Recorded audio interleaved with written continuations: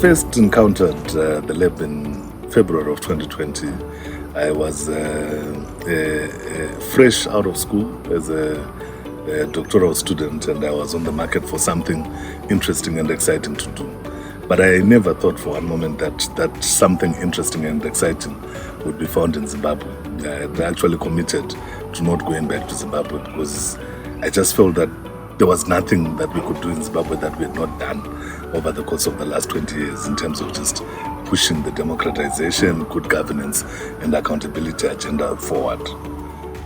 But when I got an opportunity to engage with the founding director of the lab, Blair, and the Global Growth and Operations Director, Jean, I immediately realized that Accountability Lab was offering a new proposition, a new way of doing development that was different from how we had been engaging in activism over decades. And I found that exciting and enticing. I fell in love with the approach, the positive deviance approach, positive narrative building, the use of creativity and innovation. So that was sort of like my first encounter with the lab, and it connected with me. I'm a hip-hop fan. I love music. I consider myself a creative, and yet at the same time I'm interested in resolving some of the most challenging questions around governance. And so the lab became sort of like a natural confluence for me, and that was my first encounter with it.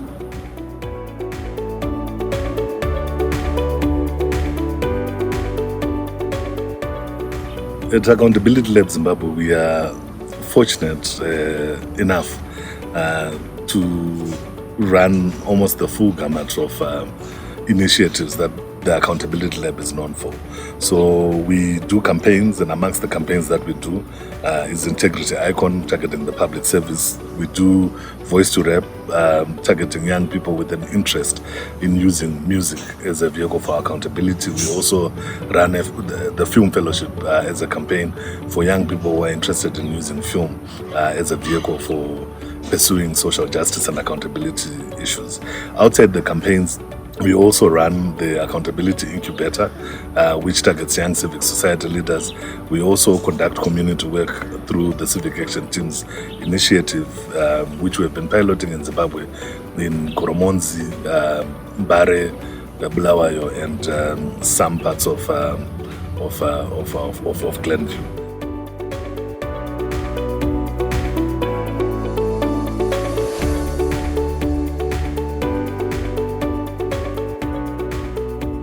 At Accountability Lab Zimbabwe, we have embraced the responsibility of the lab as a field builder. So everything that we do is predicated on building out the field on accountability in Zimbabwe, and building a strong ecosystem on accountability issues. We do this in a variety of ways. The first way in which we do this is through collaborations.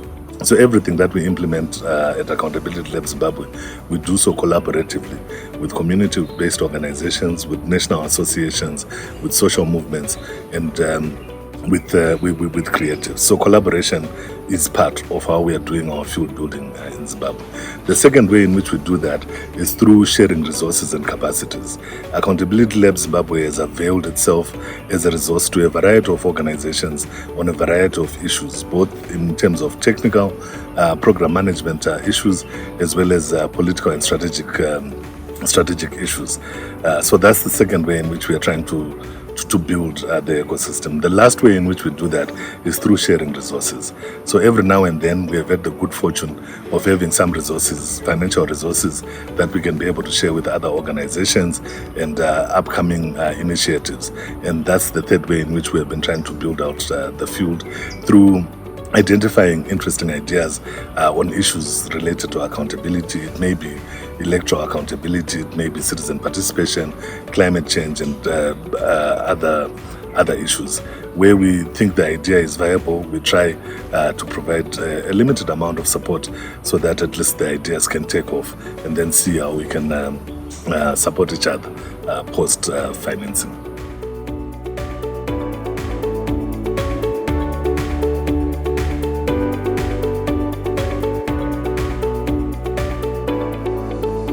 Accountability Lab Zimbabwe is indeed part of a rich translocal network, and all the attributes of the translocal network are are attributes that no one single lab brings to the table.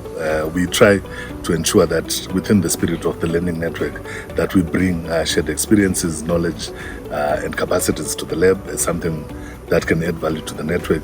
We try to ensure that we promote the shared discourses and diction that we are using in order to popularize work around accountability, building integrity, and some of the approaches that we use, like positive deviance. So that is something that we're doing on the ground in Zimbabwe. It's part and parcel of building the global movement around integrity as a value add to the network. The last thing that I think we bring to the network lab is an opportunity for the lab itself to live to live out its notions of being a learning organization. So Accountability Lab Zimbabwe has got the good fortune of being one of the few labs where all the initiatives that are at the center of programming at Accountability Lab are actually being implemented. This provides the lab with an opportunity to be able to see whether what we think works actually works in the sequence that we think it works, and in connection to the initiatives that we think it needs to be connected by. So we offer opportunities both from our failures and successes as a lab for the lab to be able to enhance its programming offering and its strategic thrust.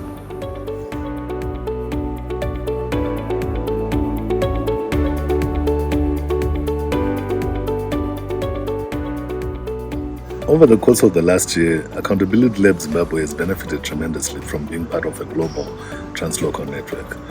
These benefits have accrued on account of shared learning experiences with colleagues who have been doing the work longer than we have, sharing some of the experiences that they have had in order for us to avoid some of the pitfalls that they may have fallen into.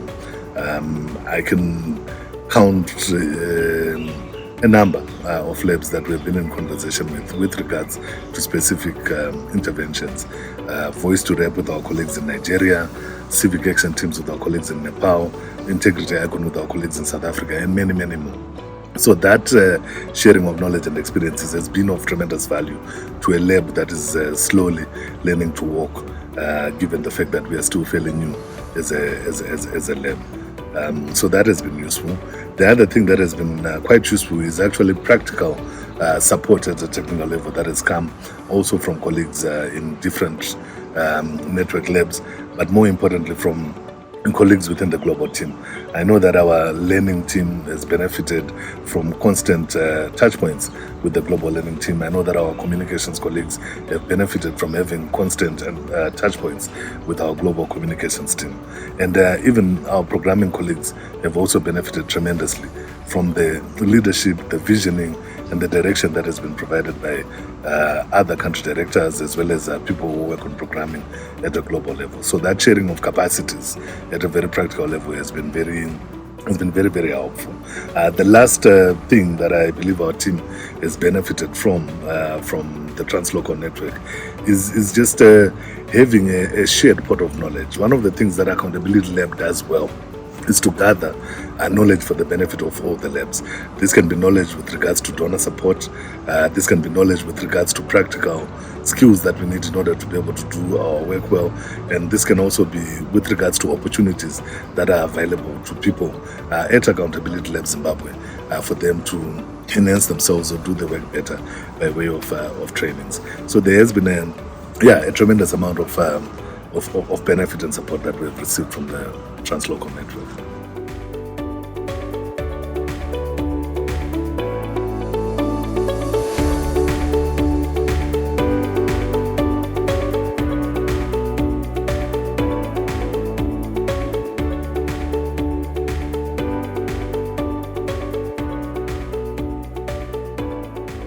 All the issues that are covered in our new strategy, so climate justice, civic action and engagement, digital governance and inclusion are important things for us at Accountability Lab. But I believe that all these things are anchored on civic action and engagement. So if I were to pick a priority for us, I think that would be it. We need people engaged on questions around climate justice. We need citizens to be abreast, well-informed, and knowledgeable about digital governance issues.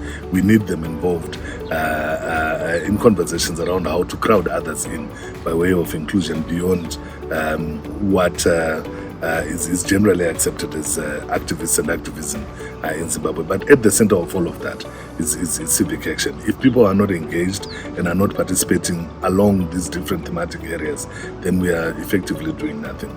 So that is what I think we are going to prioritize, but prioritize it in a way that ensures that that is mainstreamed across all four thematic issues that we're going to be focusing on in terms of the strategy and all our programming buckets during the course of the next couple of years.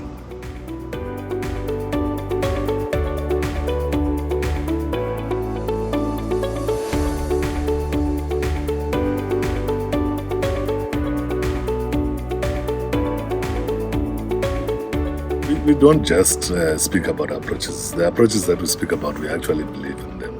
So one of the approaches that is central to the work of Accountability Lab is something called human-centered development.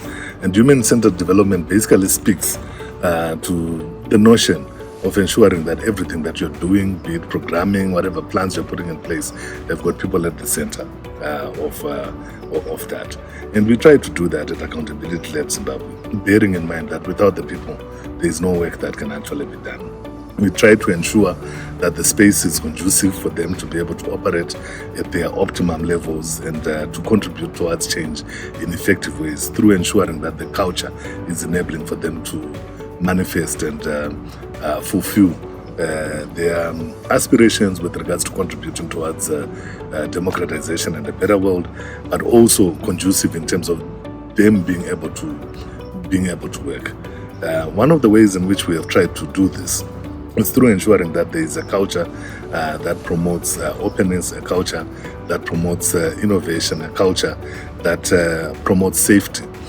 Because without that, people cannot be able to do what they want to do. If they feel unsafe and insecure in the workspace, then they're not going to be able to perform at their best. If they feel insecure and unsafe in the workplace, then they are not going to be able to raise issues of concern when issues of concern arise.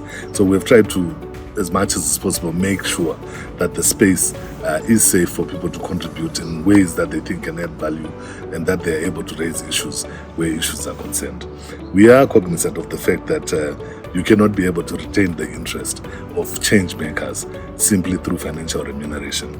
We try to do our best to ensure that people are paid well. We believe in fair pay for fair work at Accountability Lab.